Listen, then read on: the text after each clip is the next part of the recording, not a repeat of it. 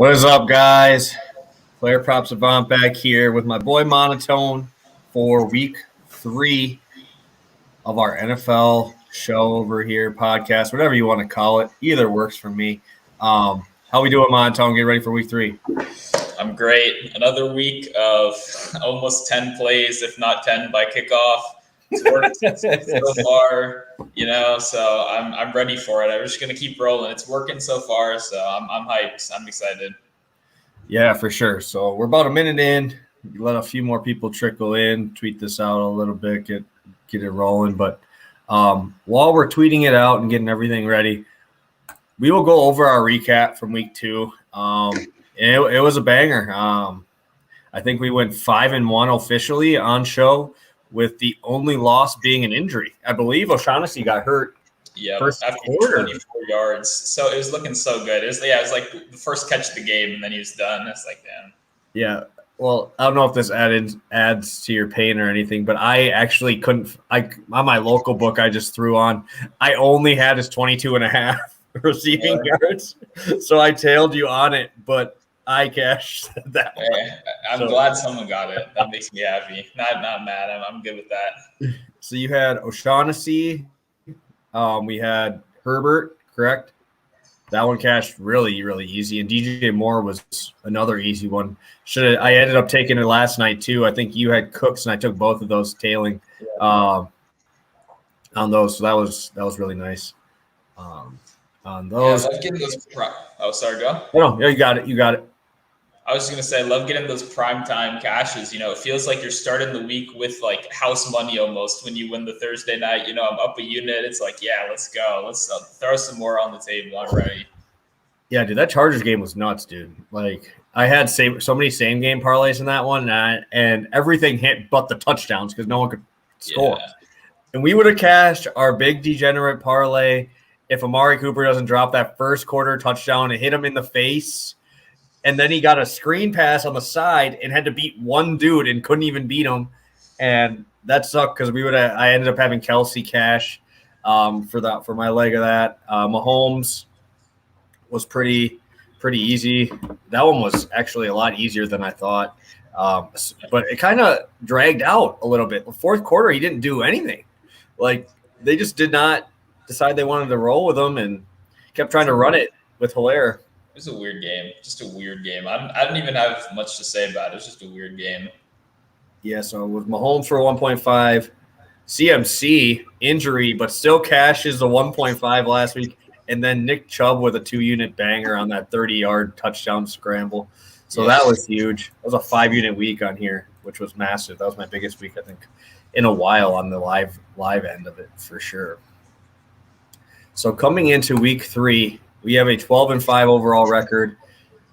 Pretty damn good for only 2 weeks. I mean, that's some great money for everybody here if you do get to sit in here and pay attention and get all the props. So let's see. If you watch it back on YouTube, it's there for people to watch. It doesn't expire till Sunday at 1:00. So.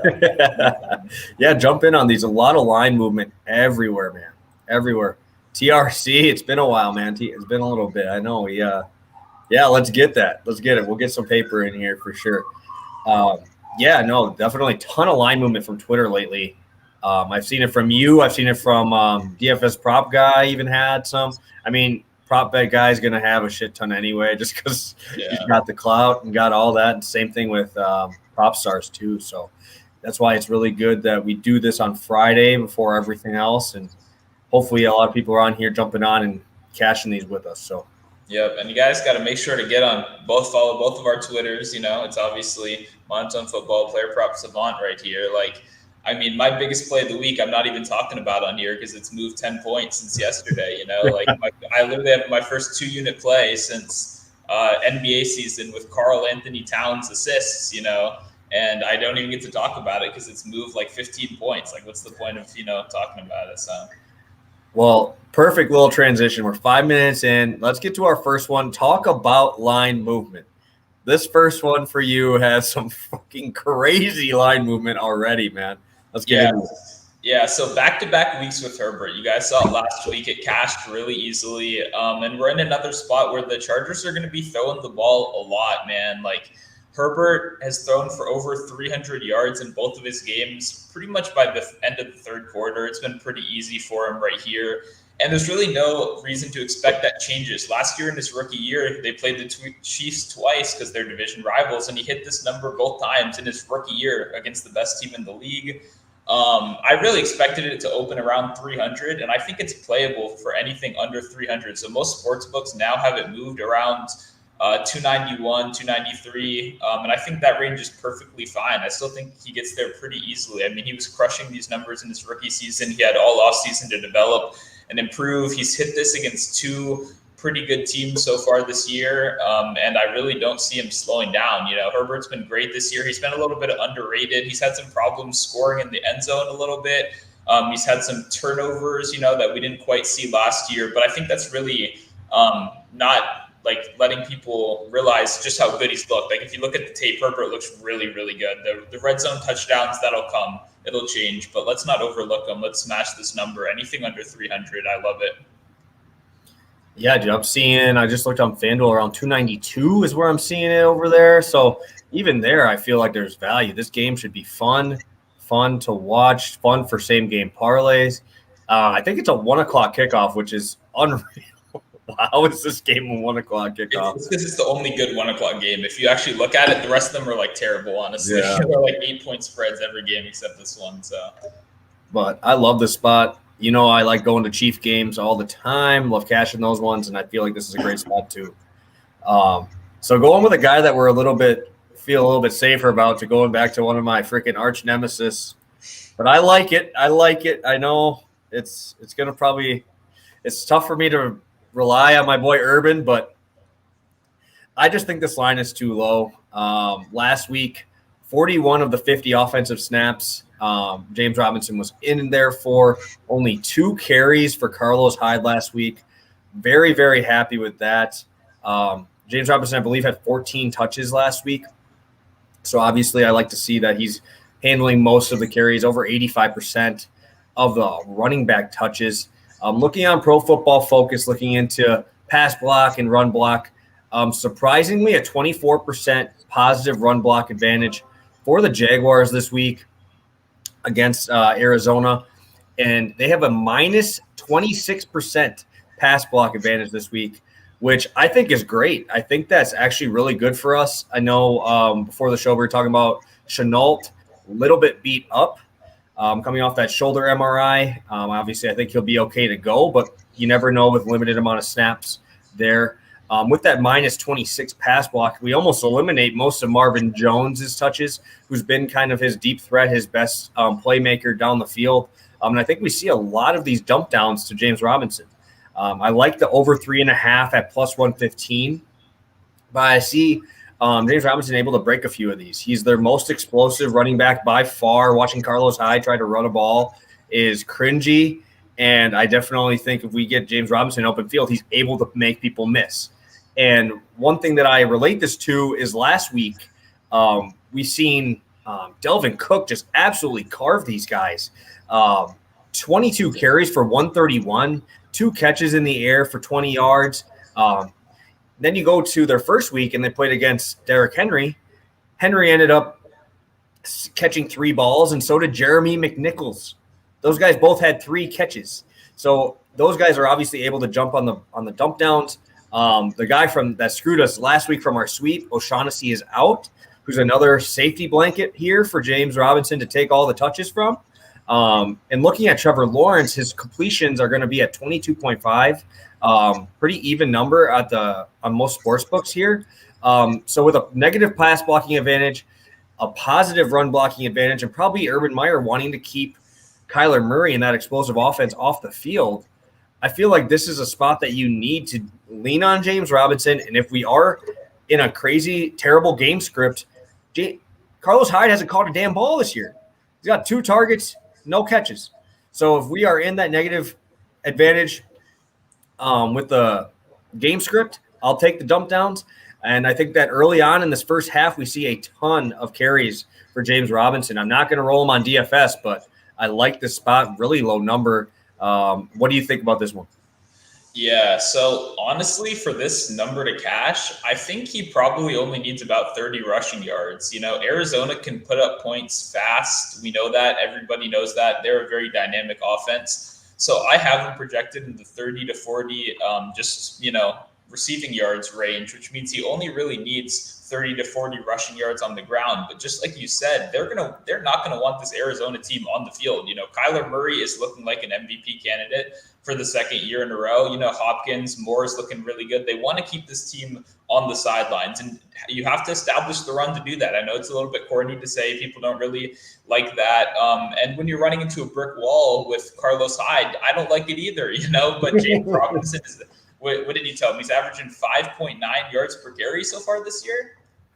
That's right. It's like 5.6 or something crazy like that. Yeah, I mean, he's playing good football right now. This team is better run blocking offensive line than pass blocking. They're going to want to play as slow as possible, keep their offense on the field and Arizona's off the field. So I think Robinson's going to have a pretty crucial part in this game. I think a lot of people like to look at the past games and look at the box scores and judge based on that. But I think this is really sharp here, looking towards the future, realizing that this line is probably 10 to 15 points too low, and understanding that James Robinson ran for 1,000 yards last year. He's good at football. And, Carlos Hyde only got 2 carries last week for a reason. So I'm excited to see it. And I'm going to be with you on this one for sure.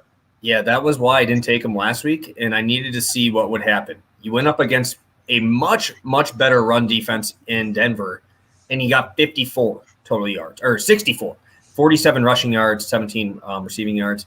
Obviously, that defense is way better than Arizona, obviously playing a much slower pace too. So with Arizona running that fast-paced offense, I think that we're going to be able to hopefully see more offensive plays. But I think it said 50 offensive plays, not counting obviously your penalties and stuff, but 50 offensive snaps, offensive plays for these guys is super low, and he was still able to get 64. I think this is a good spot, and it's going to hurt me if Urban Meyer screws me twice in 3 weeks. That would be tough. And let's go to your next one here, a nice plus money play. Yeah, so Hunter Renfro over 4.5 receptions. So this is one that, I think it's a good play, obviously, but the more I looked into it, like this is one that I really want to talk about here on the show, actually, because it didn't do that well on Twitter, and I feel like more people need to see this one. This is one of my favorites of the week. I only put 1 unit on it just because I got the plus 125 juice. I'll take that any day, but this could easily be a 1.5 unit play. I mean, Hunter Renfro is off to the best start of his career so far. He's clearly the slot guy on this team. He's earned that role. And for the most part, he's Derek Carr's second look. So now we have a tough Miami defense, right? Normally, we're not targeting Miami, or at least I'm not. They have Byron Jones and Howard on the outside. These are 2 good cornerbacks. But just like I said a second ago, they're on the outside. And they're going to be focused on shutting down these deep threats like Brian Edwards and Henry Ruggs, who are off to pretty good starts, So I think what we're going to see is most of the action coming across the middle of the field. So when we're essentially taking those deep threats out the game, Derek Carr, while he's been interested in throwing deep, also has a pretty good reputation of checking down in his career. And Darren Waller and Hunter Renfro are going to be the guys. And most people might look at this and go, yeah, well, Darren Waller is going to be the guy. I don't know about Hunter Renfro. But I mean, Darren Waller in week 1 had 19 targets. And I know, dude. That was crazy. Yeah, he had 19 targets, and Renfro had 9 right there with him. Like, Renfro is there too, and he's getting these targets in the slot. He's hit this in 2 of 2 games so far pretty easily with 5 and 6 catches for 57 and 70 yards. And I really think that people are underestimating his role in this offense. I thought this was going to open up at 4.5 minus 135, and I would have played it there because I think we're not adjusting to Renfro's role fast enough. He really is the safety blanket. He's Carr's second look a lot of the time, which is pretty rare for a slot receiver outside of maybe Cole Beasley in the league. And I think we're not caught up yet. And I think we should take advantage of this. This is still plus money on a couple books I saw right before we went live. And I would take it there for a unit. It's a good spot. And I would play it down to probably minus 132 because that's where I thought it was going to open. And that's where I had my write-up for the opening line ready to go. So I love this one. And let's see the Clemson Renfro version. I know he's has one of the most iconic catches in Clemson history right there, Great, won that game, won that championship. And he's a baller. He's a good player. He's a tough guy. He's not going to wow you with athletic ability. But as I wrote in my article earlier this week, he's our favorite accountant. So I'm excited to cast this one right here. I love Renfro's numbers. I love him. I took him first week for my biggest play of that game. Renfro over 3.5 catches, minus 135. I fucking threw 2 units on that bad boy, and it was easy. That was like damn near first minute of the second half cash. I think ideally for this to be a faster cash, I think that we want Jacobs in there. And not to have Kenyon Drake on those stupid little shootout ones, because I had Kenyon Drake on my fantasy bench last week, and that dude just caught like all these balls for like a yard. But those are perfect Renfro catches that Josh Jacobs usually doesn't get. He usually stays in for the pass block and then pops out. Yeah, well, yeah, I agree with that. That's definitely a good observation. But if Jacobs doesn't play, they ran Peyton Barber 13 times into a brick wall last week for whatever reason. I could have told you that wasn't going to work, but I guess they wanted to try it anyway. But either way, Renfro's role is secure in this team. Jacobs being in would be nice, but it's really not necessary for me. I think Jacobs being out actually makes this game a closer game, which means they're going to be throwing the ball more. So I think there's a good trade-off either way, but this is pretty game script proof. I think it's a good play either way. And I didn't hit it with you week 1, but I hit it almost at the same time week 2. He's just been super consistent. So I see no reason for it to change going into week 3. Yeah, for sure. After 3 picks, we'll definitely check in what's everybody saying. Brandon Cooks, easy cash last night. Hell yeah. That was quick. Good call on that one. Like Robinson, going to have points. Definitely a great chance to get a same-game parlay in.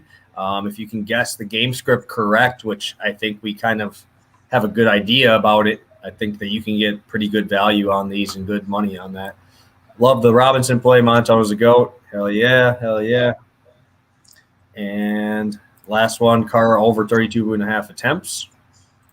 Could be. I know that game script is so crazy now. If you don't guess the right one, like last night, who thought that with all that happening? I was guessing McCaffrey was going to run a ton. Yeah, and goes down.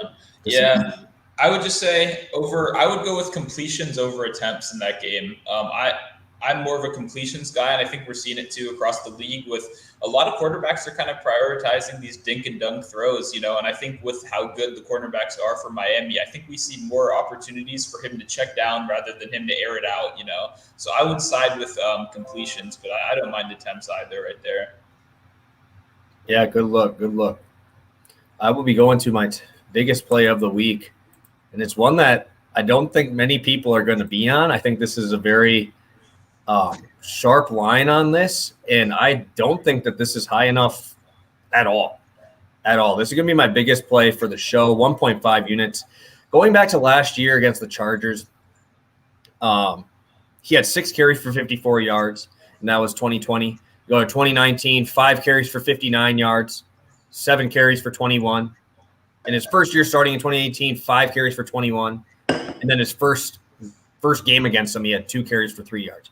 So we're seeing 4 out of 5 games against these guys in division that we're getting this number way past. I looked at it, and I looked at the numbers in active quarterbacks. It was how I related these two. So 7 for 12 was the number I came up with because the other guys that I didn't cash it on or 2020 was Flacco, Tom Brady, and Matt Ryan. Were the guys that weren't getting cashes on these. And I just took those guys out completely. That's how I got 7 for 12.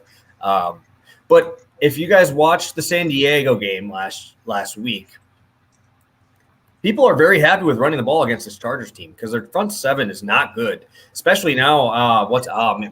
Kenneth Murray might be out now next week, linebacker, which would be huge. He was a beast at Oklahoma, and he's nice right now. He's so fast. But the biggest thing is they were talking, I think it might have been Tony Romo was talking. I love him as a commentator. I think he does a great job, where they have 2 deep safeties and they never change that. And so I think that this is going to be a game with Kelsey, dink, and dunks. And if you do all of those shot plays that the Chiefs do to Tyreek over the top, those aren't going to be there. There's going to be a double team over there, and we're going to see Mahomes run up. You're going to get those pockets to run up the field because Bosa comes up the field, and they have a great pass rush. I think this line, that's why he's been able to hit this in so many of these games, because you can't spy Mahomes. If you spy Mahomes, you leave the entire middle open for Kelsey. And people know that, and they have to adjust to it. So that's why you're seeing he had 2 50-plus yard rushing games against these guys just from those breakout ones. And I honestly think that it takes one run for him to hit this, because they're going to all carry out, and Mahomes is going to run behind. Also, if we're going to do that as well, if you're going to do all these run plays, I don't think Hilaire is a bell cow back by any means. So they're going to do those run pass option type things. And Mahomes is one of the best at doing those, where he does that little sidearm throw right through the middle, either on Tyreek or McCole Hardman. And if they decide they want to cover that, I don't see an issue with Mahomes getting 5-6 yards on these. And with only getting 16, that is absolutely crazy to me that he's going to get 16, only give me 16 and a half yards on the rushing. He's averaged 44 yards per game in these games against the Chargers. And they play him twice a year, so it's not like they're not scheming for it. It's not like these are just one-time things. They've played him a ton, and they still can't stop him from running the ball. He's hit it in 4 straight games against these guys. And if they're going to take away Hill, obviously everybody wants to try to take away Kelsey, which is impossible to do both. I see Mahomes getting this, like I said, probably on a 1-carry type of play, and I really like this spot. Only thing that worries me is I'm getting up by a lot and I'm kneeling 3 times, and him being at 19, I'm just getting screwed on stupid kneels. I love this play, and I think it's extremely low, and I think it's a spot that no one ever looks at. No one ever looks at Mahomes' rushing yards. But when you dig in on these Chargers teams, man, they gave up a lot of rushing yards because they're okay with quarterbacks running versus giving up that big play and not getting beat deep. Yep. That's exactly what I was actually about to say, is that teams, we saw this last week with the Ravens, want to take away Tyreek Hill, and they really commit a lot of resources to that. But wouldn't you rather let Patrick Mahomes run for 9 yards a couple times than throw a 42-yard bomb to McCole Hardman or Tyreek Hill? It's pretty simple. And also the Chargers give a lot of leeway to Derwin James. He's really good at football. We all know that. He's very good. Has one of the highest ceilings in the league, even post-injury. And they trust him. They let him do what he wants to do out there. And he does play back a lot, and he does have a lot of freedom to do what he chooses. And what that ends up letting us do is it lets Patrick Mahomes escape on the sidelines and get those 10-yard chunk runs. He only needs 2 of them to catch this. I didn't even know he had such good numbers against the Chargers historically. I didn't realize he was dropping 50. That's kind of crazy, especially if you look at most of his other games. It's normally in the 20s, teens. So the fact that he continuously has these outlier performances against the same team is really telling, a trend that I wish I saw first, but I missed this one. So I think this is a great find, and it really does check out. It's a good pass rush, but it's not a great run-stopping team. And a lot of people are on Clyde Edwards-Helaire for that reason this week, and I think that's reasonable. I'm personally not on that bandwagon just because I'm a big Clyde Edwards-Helaire fan, and I think I'm starting to have the tough realization that maybe he's not what I thought he was, So I think Mahomes can get this pretty easily. And like you said, a chunk run in the first quarter cashes this for you pretty easily. I don't think the Chargers are going to let any team kneel on them this week. I think this will be a close game, so I don't think you have much to worry about here. Yeah, no, I think this is going to be a fun fight back and forth. You're going to see Herbert and him going back and forth here. And I think that, honestly, I don't know if this plays into it, but when you play against another athletic quarterback like Herbert, who makes those crazy plays just like him, I feel like this is going to be like a little competition between them to try to one-up each other. And I like Herbert rushing yards this week. I think it was like 21.5. I think that both of them are going to go back and forth, and it's going to be one of those games like the Dallas game in points of yards, only in yards points. But now we're going to see these guys finish. I think both these teams come out with a little chip on their shoulder. Obviously, Chiefs following up a loss, and the Chargers coming off of that absolutely horrendous coaching job from Coach McCarthy there for the Cowboys and taking that L. But, man, that's both tough ways to lose, and they're both going to be in a fun little environment here in Arrowhead. So I think it's going to be a fun 12 o'clock game. Yeah. Oh, yeah. This is going to get the big screen this week for sure. Hell yeah. Let's go to number 3 with another quarterback here. Yeah, so we're opening up to Mac Jones completions. I got this at over 21.5, but I've tweeted multiple times that it's 22.5 in most places, and I'm perfectly fine with that. And I still think that's not a high enough number. I think it should be 23.5. So pretty much what we've witnessed is week one, the books didn't quite know what to do. We saw 29 completions, right? So that's a really good number, 29 completions on, I believe, 39 attempts. Obviously abnormal for the Patriots offense historically. But I think what we're going to start realizing pretty soon is that that's not abnormal for Mac Jones. He's a different kind of quarterback. And if you watch the tape in these games, so he's 2 for 2 this season, right? He had 29 in game one. And then last week, I really wanted to pull the trigger. It was in my notes the whole time. I talked to multiple people about it. But I just got worried that they're playing the Jets. The Jets are terrible. I figured he might have to stop throwing at around 18, 19. And that pretty much happened, although he did end up getting to 22, which did cover this number. He was pretty much done after the second half, but he had around 17, 18 in the first half of that game. And I think that should be really telling. So when I watch that and I write my notes for these games, I'm thinking, okay, the book saw exactly what I saw. We're getting 24, 25. They're going to make this really hard for me. But what happened is they opened it at 21.5, which was really surprising. And I kind of do wish now I put more than a unit on it at the time. Don't we all? Yeah, for real. But I mean, Jones, like if you watch him at college and you see it now, he's not necessarily taking these Derek Carr deep shots or anything like that. He's very comfortable hitting Jonnu Smith over the middle, hitting Hunter Henry over the middle, hitting James White over the middle, Jacoby Myers over the middle. None of these guys are super deep threats except maybe Nelson Aguilar on the sideline. He is very comfortable with slowly moving the offense down the field, hitting these guys that are open. It's really hard to cover two good tight ends, and that's what they have. It's really hard to cover all these players, and then also watch out for that quick James White check down, which we get credit for in this prop right here. It's just the offense that it's the future of this offense. They're going to keep doing this. I think the books are really overlooking the Mac Jones effect and overweighing the Patriots historical effect, which we saw with, the past quarterbacks and even Cam Newton last year, who I don't even know if he hit this number last year. Cam Newton, I don't know if he could throw the football last year, but Mac Jones is a different kind of player. And I think this is going to be a staple for me this year if they keep laying it this low. I really like it at 21. I like it just as much at 22. I think it should be 24, 25 week in and week out. Yeah, no, when you have guys that their best options are that running back and tight end, those are the guys you hit completions and we don't hit attempts, right? That those guys, when you have those low, I think it's ADOT is what we call it, when those depth are only like 5 yards, I'll take those all day. Those are by far my favorite ones to go with on completions is when those guys have really good tight ends or super good running backs out of the backfield, like we saw it with the Panthers, right? With the Panthers, I think it's kind of like the same thing.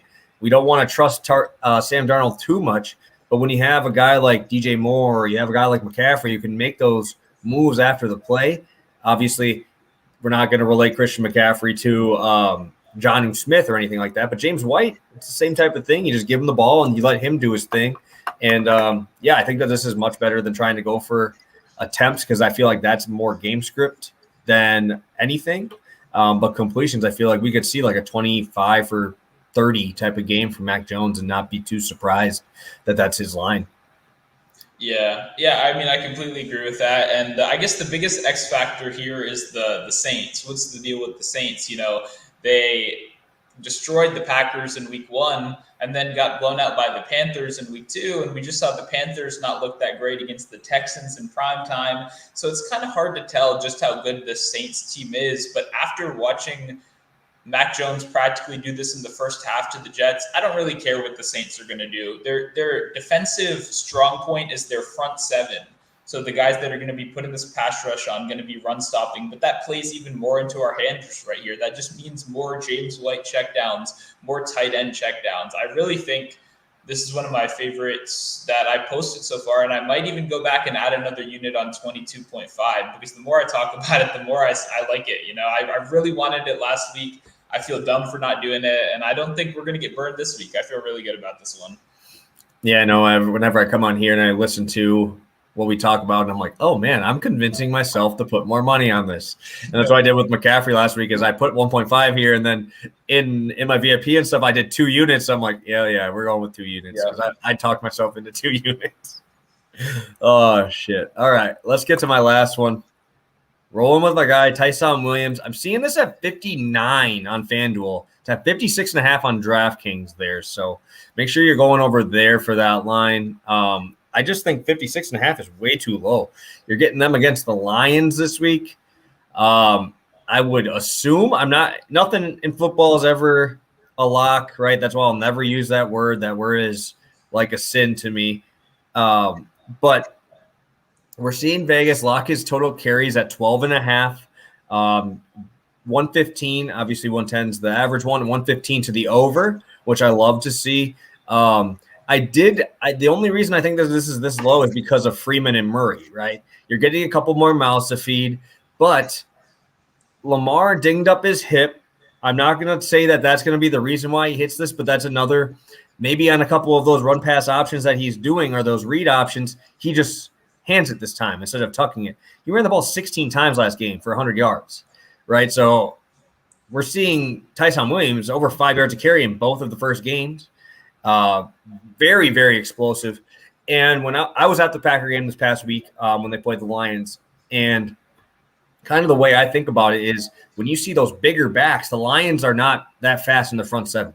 A.J. Dillon could not get anything going at all on this defense. Who was the guy who would get it going?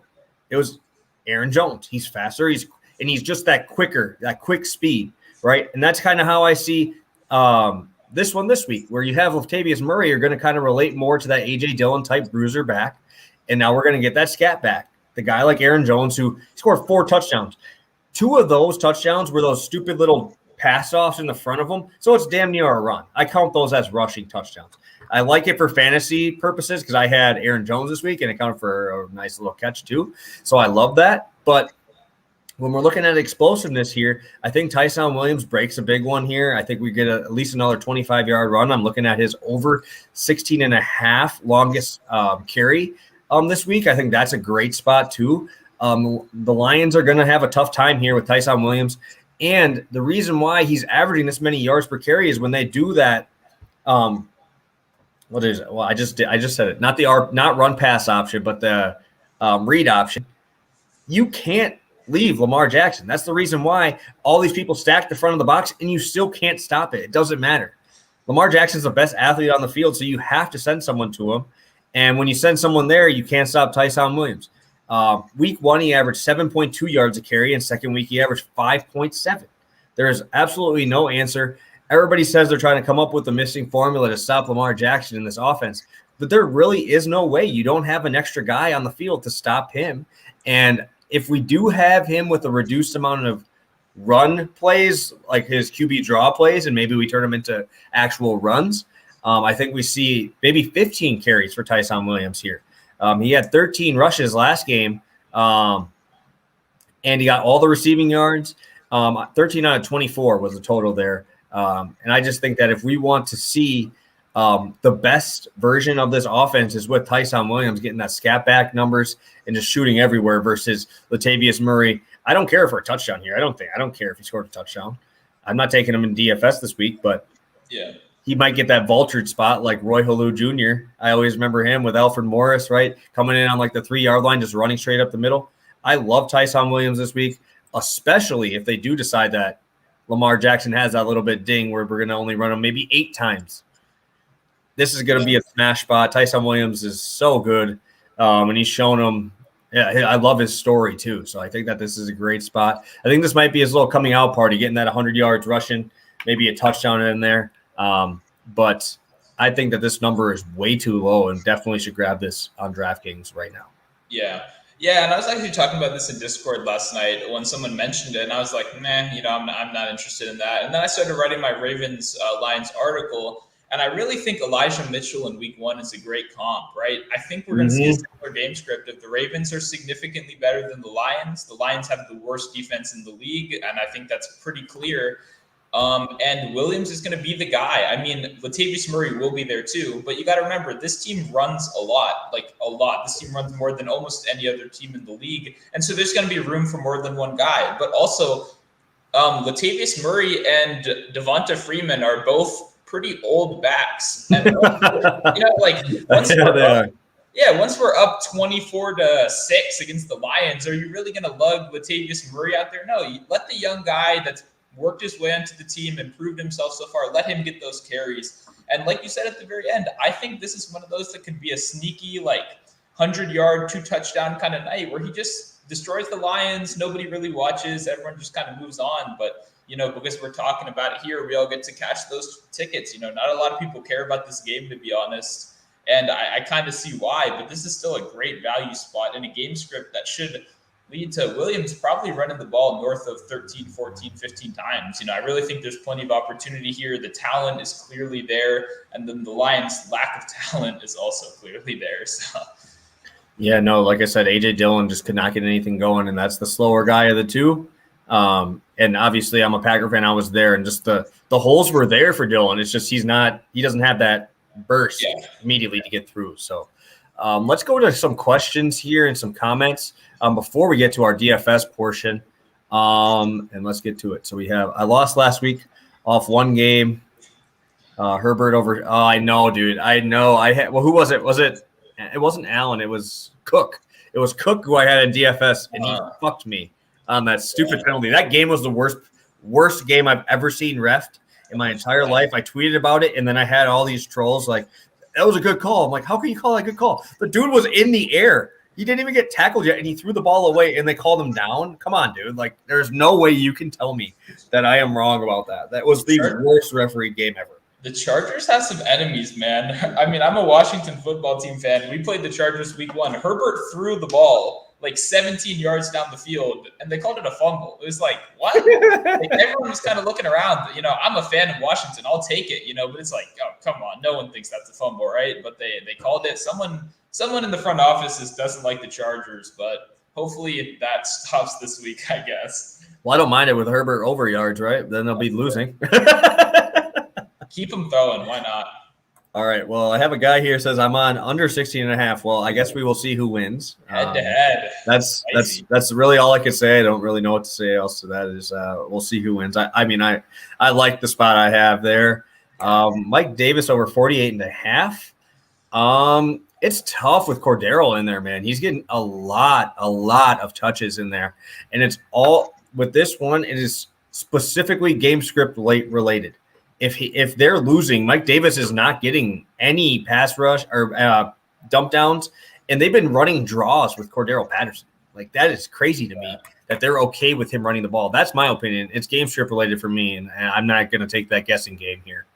Yeah, I mean, Cordero Patterson is an interesting guy. I like him. He's a fun player, and I think a lot of his usage last week is going to come down to the fact that you can't run up the middle against the Bucs. You just can't do it. Nobody can do it. Nobody's even trying. We've essentially given up. And so we engineered these cool plays for Cordero Patterson to get around on the edge, make plays in space. That was the goal. I don't think we see that happen again. I consider Davis. I think he's a pretty solid play. If I were to play him, I'd probably play him rushing plus receiving yards. That way you have a little bit of safety baked in case they go down early to the Giants. I think it's a fine play. It doesn't set off any alarms for me, but I could definitely see him getting there pretty easily. I think people might be overreacting to Cordero Patterson's usage simply because of the matchup against Tampa Bay and the need for creativity in that game. Yeah, while I pull up the next one, I'm going to actually look at something here on snap counts because I'm curious about how much they're in there.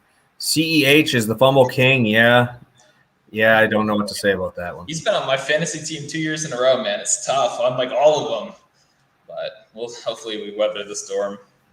Any preference on DK yards prop? I think it's 74.5. Yeah, that's tough.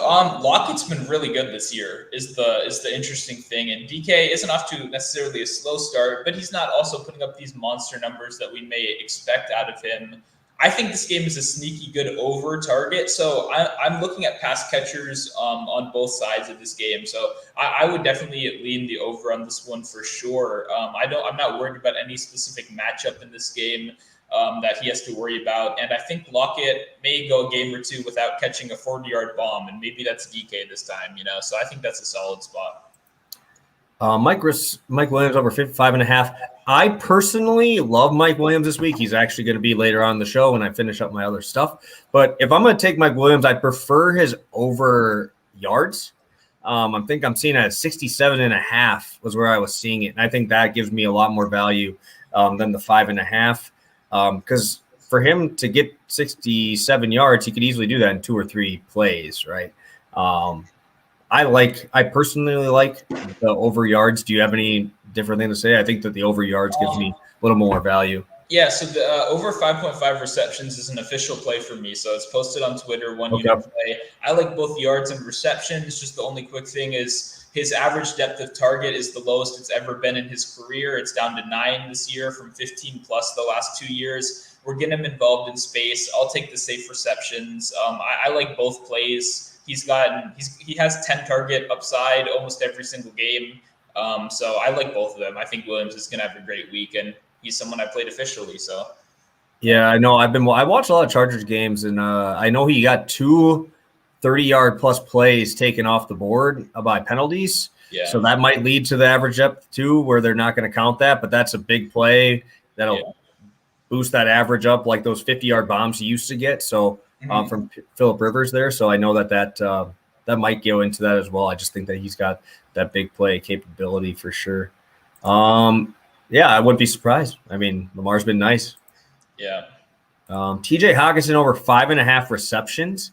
I love TJ Hockenson. I just don't know how that Lions front is going to hold up against this Baltimore defense here. But I don't know. I really don't know. I like his yards again because he does a very good job of yards after the catch. He destroyed us. Us being Packers, I know I'm a part owner because I have a slip for stock in the Packers, so I can say us and not feel weird about it. Yeah. So he, destroyed us last week on just those like dink and dunks and then go. So I don't know what his yards are at. I thought when I made a same game parlay over there on FanDuel, it was like 62-ish, around that range. And I would probably, again, take the over in yards before the receptions. Yes, he will get peppered with targets. I do get that. But I think that we see another one of those like 25-yard catches in there. So I think that I would hit the over yards before I would hit the 5.5 receptions. And I'm all about cashing it earlier. So definitely game script will help that one as well. Yeah. So this has been one I keep referencing articles that I've written. They're all posted on Twitter, but I do game previews, for Vegas Insider. And I talked about this as my favorite prop in this game. In that article, I mean, he is the number one option on this team. It's unarguable. He leads the team in targets, receiving yards, receptions, everything, and he really is just getting those dump off throws. I like this a lot. It's been really close to being an official play for me. I haven't made up my mind quite yet. It still could end up on my card, but the only reason I have is just it's the Lions we're talking about. It's scary to bet on this team, but there's really no negative indicators I'm seeing. I like it. I think TJ Hockenson will have a good week every single week. So yeah, he's kind of matchup proof, to be honest, at this point with Goff being that tight end guy. Yeah. He got 53.5 on Prop Builder for Tyson Williams. Very good find. So if you do have Bovada Props Builder, and you can get Tyson Williams at 53.5, even better. Any thoughts on OBJ props? Personally, not really. I don't like him going in his first game against the Bears. I think that's just a recipe for disaster. But I mean, no Jarvis there. I could see them trying to run the ball right down their throat for the entire game and just making this a freaking snooze fest. But I was looking at, I think it was Schwartz. Is that the guy, the tight end? His lines are so stupid low, man. It's like 1.5 catches, or it was juiced to super nice play. I think it was like plus 150 for over 2.5 catches. I think that might be a spot I look at, just because they don't have any other pass catchers really. Even Kareem Hunt receptions looked pretty nice to me too. But I mean, game script again, if they are winning, they will not pass that ball. They've had multiple times last year where Baker Mayfield threw less than like 25 times. Yeah. It was like 5 or 6 games when I was doing my Baker write-up on the first week. So, Yeah. Yeah, it's a pass for me, and probably for the rest of the season too, unless OBJ shows something that would surprise me. But honestly, the Browns, avoiding Browns pass catchers, that's what I've done, and it works. Every once in a while, if you find a really good spot, then go for it. I was thinking about Austin Hooper because he's pretty much been their number one target so far this year out of the tight end spot, even with Njoku there. But yeah, with all the competition that's around there for such limited targets, I'm just not really interested. Baker Mayfield, just doesn't have any desire to throw the ball when they don't need to. I don't think they'll need to in this game. I think, just avoid Browns pass catchers is what I do, and that's what I would recommend too. But you could also he could be really, really good, and you could get a super sneaky play before the Bucs catch on. So I understand why you're interested, but the Bears don't sit, or not the Bears, sorry, the Browns don't sit well with me, so I'm passing on that one. And Bears just a tough matchup too. Yeah. Didn't know I was a Packer fan. Hell yeah, I'm a Packer fan. I grew up in Green Bay, man. I literally lived like 15 minutes from Lambeau when I grew up. So Herbert over 295. I mean, I don't really think it's that big of a difference, to be honest, with how he throws. Yep. Anything under 300 is good. Okay. We're seeing Robinson at 72.5. Well, if you do have DraftKings, go over there. That's where I got that line. I saw it today. I always do my research earlier, but I don't write down any of my lines until today. So that was 69.5 minus 115 on DraftKings if you have options there. But yes, I would take 72.5. Thanks for this Tyson shout out. Grab Derrick Henry at plus 125 on over and a half. Yeah, dude. I mean, he's pretty nice. I mean, the thing is again, it's all game script related. When they were losing in that game, he just stayed in the game and they didn't even pull him. So, I mean, it's tough for me to advocate for that because they do have McNichols if they are losing, where if they go in that 2-minute drill, they usually use him. But last week, Tannehill he could not get that deep ball off, and every time he did, and I mean, he wasn't even close on making that completion to A.J. Brown. And Julio was getting the short intermediate routes, then the dump downs to Henry. So it really depends on how close you think the game's going to be. Yeah, I mean, this line can't block for anyone, right? Like they really are struggling a lot to block. So, Henry, I guess, but I'll pass on this one. I understand your angle. I see where you're coming from, but I mean, it's just not his role historically. I don't love it that much. I get where you're coming from, though. I see it, but just pass for me. Yeah, and just because we say no, it's not because we don't think you should bet it. It's because I think we have better angles and better value in that same game that you could probably take. It's not us. Yeah, we're not personally saying that we wouldn't take it. Because if I have plus 125, I might give you a little sprinkle and even get into that plus 150. But I think if I could find another angle in that game that might give us a little bit better value and a little less sweat behind it. Terry over 150. I'm not a big guy on juice over 130, so yeah, I'll take the juice if I really like it. Like if I really, really like it. But the Bills defense scares me a lot. They've been really, really good so far, but we got to temper our expectations. That's against bad opponents. So I really think we're going to learn a lot about this Bills defense this week against Washington. So I'm going to have no plays from this game at all. I'm going to watch it. I'm going to be taking a lot of notes, but I'm staying away from this game fully. I don't trust anyone in this game at all. Perfect. Well, we'll probably pop back on, guys, for for more questions a little bit later in the show here. We got about 10, 15 minutes left where we're trying to get it around that hour time period. So now let's get to DFS. I know a lot of people love to do the DFS, if they don't have gambling being legal in their state or something like that. But we have our favorite value ones and our favorite play overall. So our first one will come from we'll throw yours first there.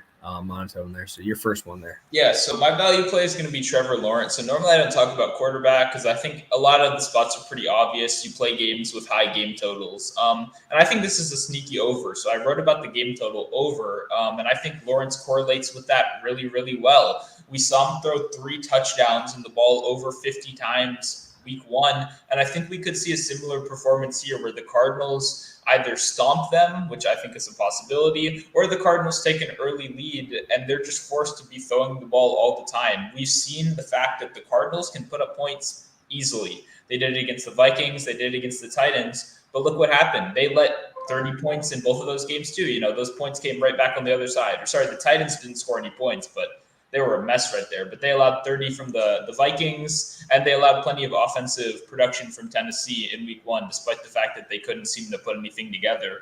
I don't think this team is great. I don't think they're very well coached, but I think there's a pretty easy stack right here, whether it's Trevor Lawrence with DJ Chark and Marvin Jones, whether it's Trevor Lawrence with one of James Robinson, and then pick one of the pass catchers you like. I think there's good correlation in this game. And then you get to run it back with some really good players on the Arizona side. I think this is a sneaky over.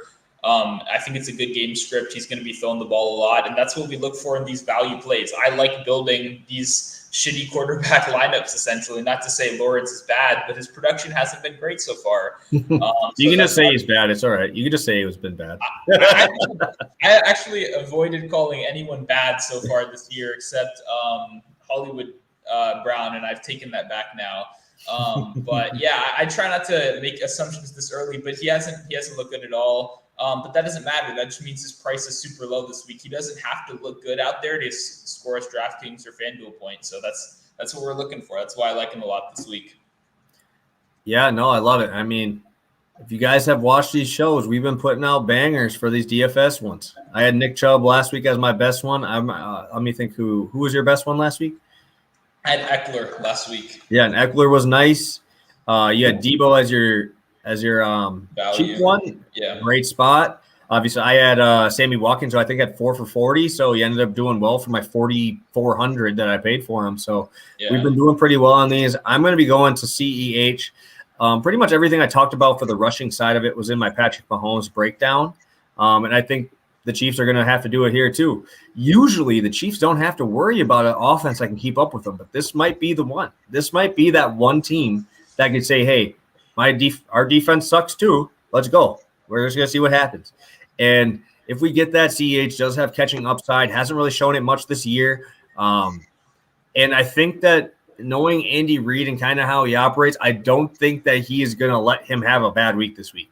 I see this as one. If it's a close proximity to the end zone, usually it's that run pass option to Kelsey, right? I think that this week they're going to be like, hey, let's get this dude a touchdown. He had a tough week last week. All these people have been talking shit about him. Huge fumble, whatever. You need CEH to be there for this team to be at their optimal number. They push them in the playoffs and stuff like that. So I think that this is a game that Andy Reid's like, if I have a chance to let this guy score, I'm going to get this guy in the end zone. I think this is a nice 15-point guy. At 6,800 on Stat Hero, that's super, super cheap. Lets me get up to I think I have 3 $9,000 guys in that lineup now. And CEH lets me save a ton of cap space. Yep. Yeah, and a lot of really smart people are on him this week for good reason. You know, he has a lot of potential. He does have the 3-down back potential. We haven't seen it quite yet, but he can catch the ball. That was one of the things I liked the most out of college. Surprisingly, we haven't seen it that much, but I think that's just because Patrick Mahomes would rather try to throw the ball 50 yards down the field than dump the ball off. But the thing we got to realize too is that with all these Kelsey touchdowns, you know, all these fancy ones, we got to remember that a lot of those happen in really high pressure situations, but the Chiefs are known for not opening up their playbook until it really matters. And what's the one most boring white bread end zone play you can do? It's just hand the ball off to your running back, you know? So I think he has multiple touchdown upside in a game that a lot of points are going to be scored by both teams. Yeah, and we can't stress enough, Kenneth Murray, if he is out, that is massive for this spot. Massive. So we got both of our top ones again. We're going right here. I just put both of them in the same one here. So I'll let you go first. Yeah, so I did Eckler last week, and we're doing it again. I mean, Eckler outscored most running backs from just his receiving work. He actually outscored most receivers from just his receiving work. He has double-digit target upside every single week. And I think we're going to see that this week too. He ran the ball for 50 yards, and he'll probably do that fairly easily every week. He got those red zone carries that, let's not forget about it. They're having some trouble converting in the end zone, but that's going to turn around. That doesn't happen forever, especially on a team that is this good. And Eckler can outscore your favorite wide receiver in the receiving game and outscore your favorite running back in the rushing game. That's really what we look for in these DFS kind of plays. It's a high game script, a lot of potential.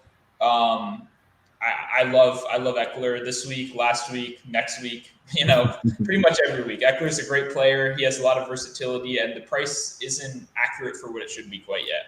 Yeah, 7,000 on FanDuel is just stupid. Absolutely stupid. It's kind of funny. Before you even sent this to me, I had Eckler as my MVP and stat hero this week, so I 100% agree with you.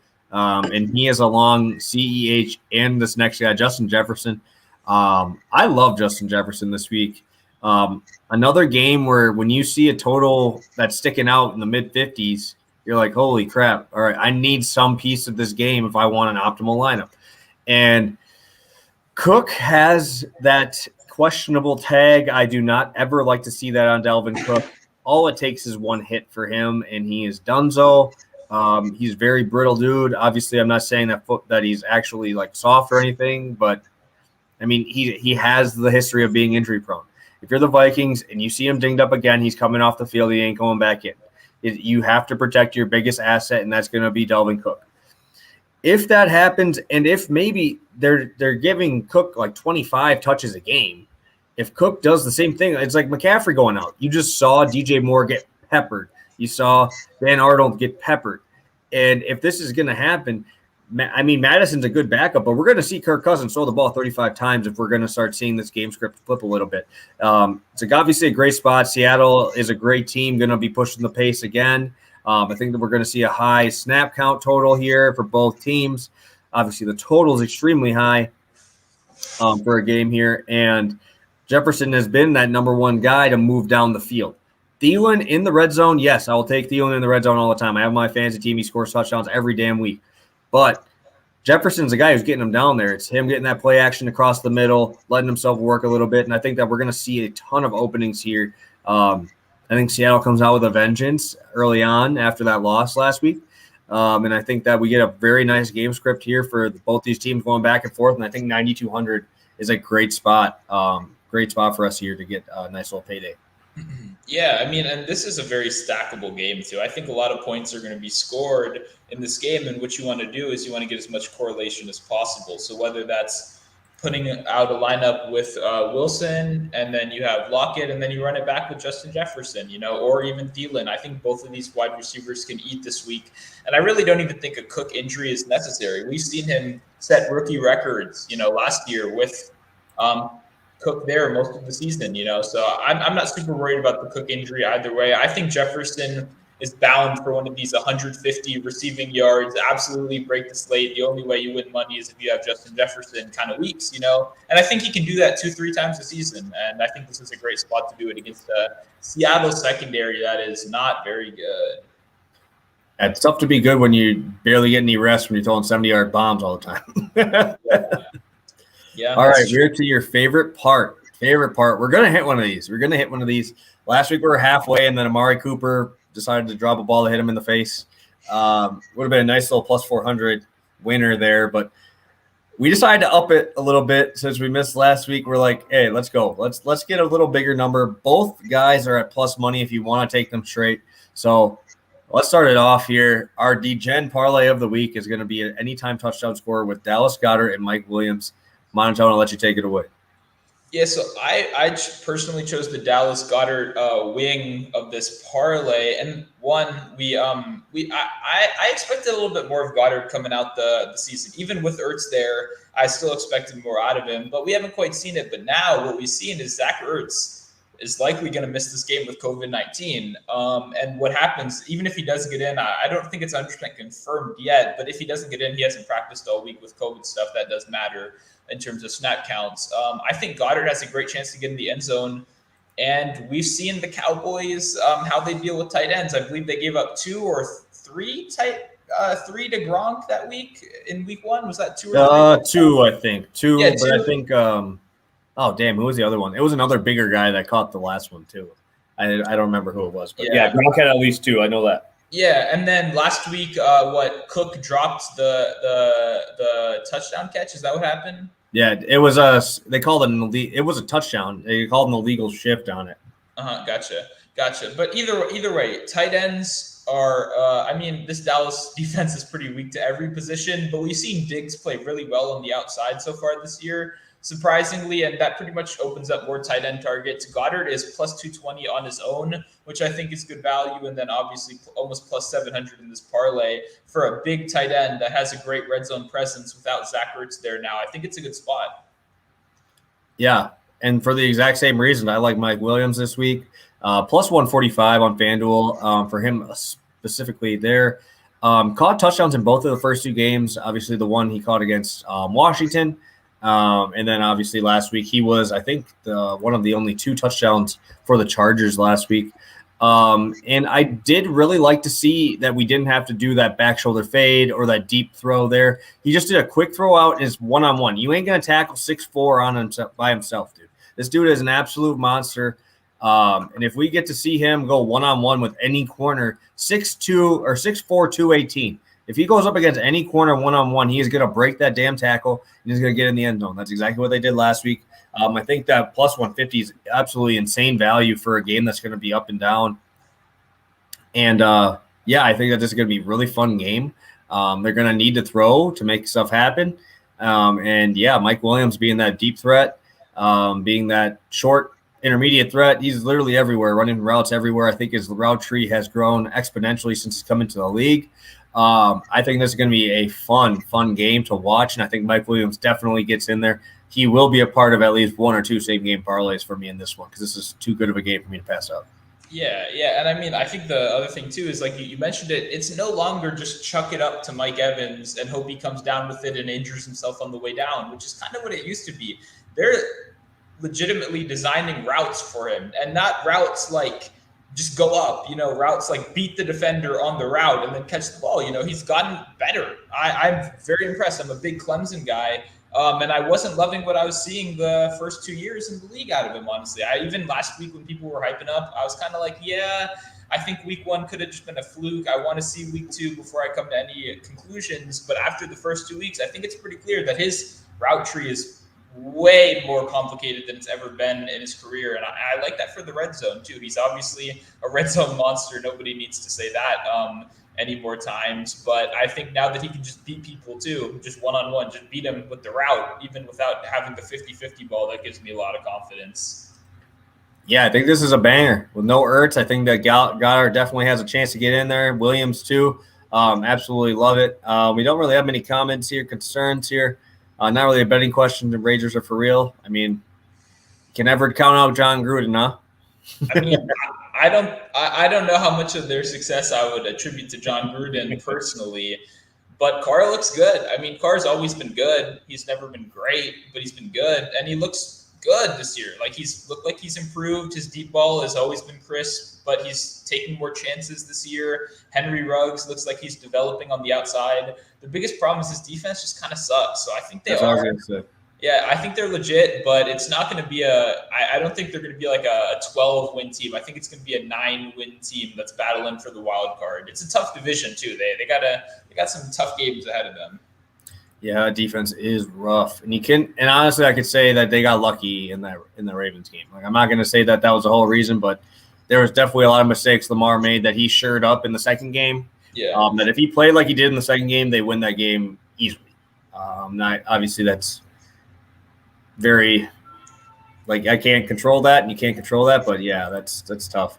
Last one I'm seeing here before we sign off, Marvin Money Jones. I'm very skeptical on Marvin Jones this week. As I talked about with that pass blocking disadvantage, that's going to be tough to get Marvin Jones on the field. If anything, I might take receptions and hope that they start doing those intermediate ones to him with O'Shaughnessy out. Yep, I like receptions. It was really juice, so I didn't touch it. But with Laviska Shenault back, he kind of also serves that role too. So, Marvin Jones, he's always there. He's always just doing stuff. He's pretty good. He's a good real life player, fantasy player. Yeah. Very good there. What are your thoughts on Tyson Williams over 56 yards? And I already have Tyson Williams over 56 yards. That's a play I just posted here a little while ago. It's on the bottom here of the ticker. So I 100% love that one. So yeah, you just look on the bottom. That'll have all of our plays. Kareem Hunt. I like Hunt. I think that they're going to have to use him. I think Baker's going to be looking for him. I think that's going to be a tough game, the Bears. But yeah, I think he's got good upside. There's really nobody else to throw to, huh? Yeah, I would say scroll back, obviously, for the analysis of the Williams play because you killed that one before. For Hunt, I never play Kareem Hunt ever, so I never draft him in fantasy. Nick Chubb is one of the best running backs in the league. Kareem Hunt possibly could be in that conversation too, but there's no telling what they're going to do at any given week.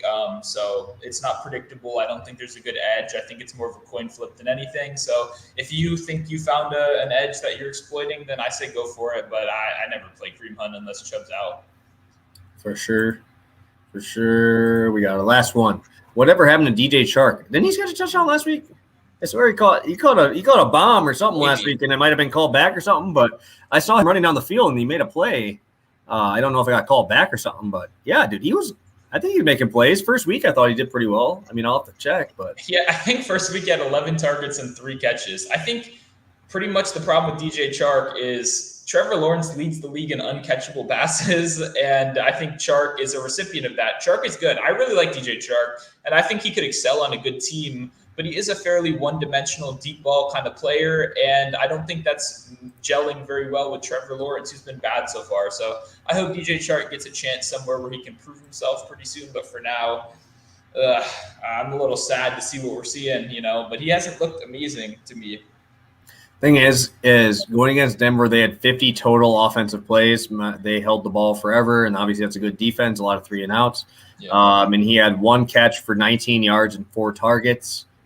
And I think Lawrence only threw it like 30 times. And Houston, he went 3 for 86 and a touchdown on a 41-yard touchdown. Yeah. But he had 12 targets. Yes, that was correct. But yeah, I don't like Lawrence, like what he's doing right now. So it's hard for me to trust him. So that's why you can trust a Travis Kelce. That's why you can trust a Tyreek Hill. Yeah. That's why when you go on guys that you want to trust, Devontae Adams, like you see these dudes that are trustable. Like, I mean, maybe on borderline Calvin Ridley. Like Matt Ryan finds a way to give him the ball, and it's good quarterbacks correlate with good receivers, right? It's really hard to have a AA plus receiver and put up these big numbers with a bad quarterback. Like Tyler Lockett, DK Metcalf, Russell Wilson find a way to give him the ball. Like there's not good balls put out there and good yards after the catch type of plays. It's going to be tough. You saw it last night. I don't know who it was. It was Davis Mills had one across the middle to Brandon Cooks, and he had to fall down to catch it. Like if you put a good ball there, Brandon Cooks is going to race these dudes to the end. Yeah. So like that's what I mean is when you start seeing these bigger numbers, how much of it's the quarterback, how much is the receiver? Obviously, the receiver has to make the play, but it really depends on how good of a ball they're putting up there. So I believe that was our last one.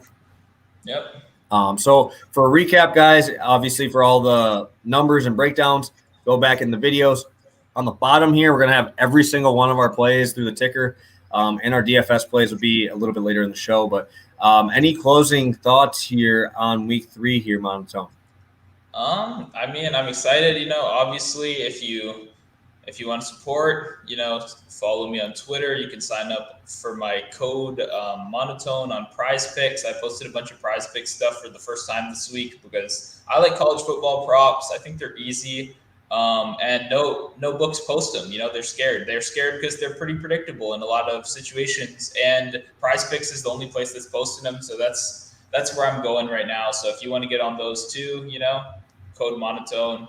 All of it is centered through Twitter. So just go check it out there. Yeah, make sure you go pop on Prize Picks for him. I'm always on Stat Hero for mine lately.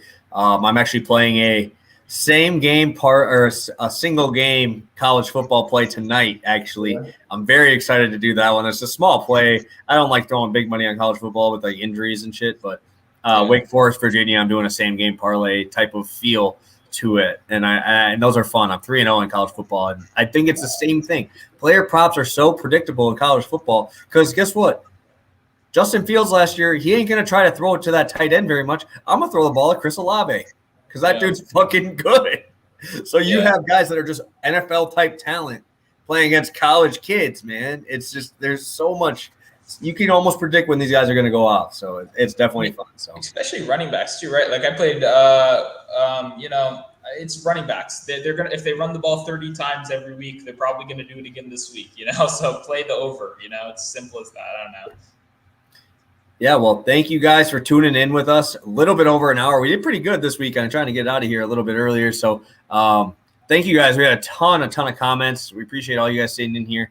Probably our most interacted show for sure. And that just comes with winning, guys, right? That comes with winning. Obviously, that's what we're trying to do here is put out good numbers for you guys and put out, obviously, winners, right? That's what we're going with. Talked about possibly having a guest here. I don't know if we'll do it next week. Obviously, if we go a sweep, we don't need to bring a guest on, but we'll see. Like I said, 12-5 overall record for us over the first 2 weeks. We've been putting out bangers, and I hope you guys have been tailing because these lines have been getting crushed. Yeah. But we will see you guys about the same time next week with 3 more apiece and more DFS stuff to talk about. So thank you guys so much. Thank you, Ben. Appreciate it. It's fun for us too. So thank you guys so much for tuning in with us. And looking forward to hopefully not having one of our guys get injured, knock on wood, and getting that sweep because James O'Shaughnessy didn't want to obviously do that for us last week with a stupid injury. But thank you guys so much. Appreciate it. And we'll talk to you guys soon. Peace.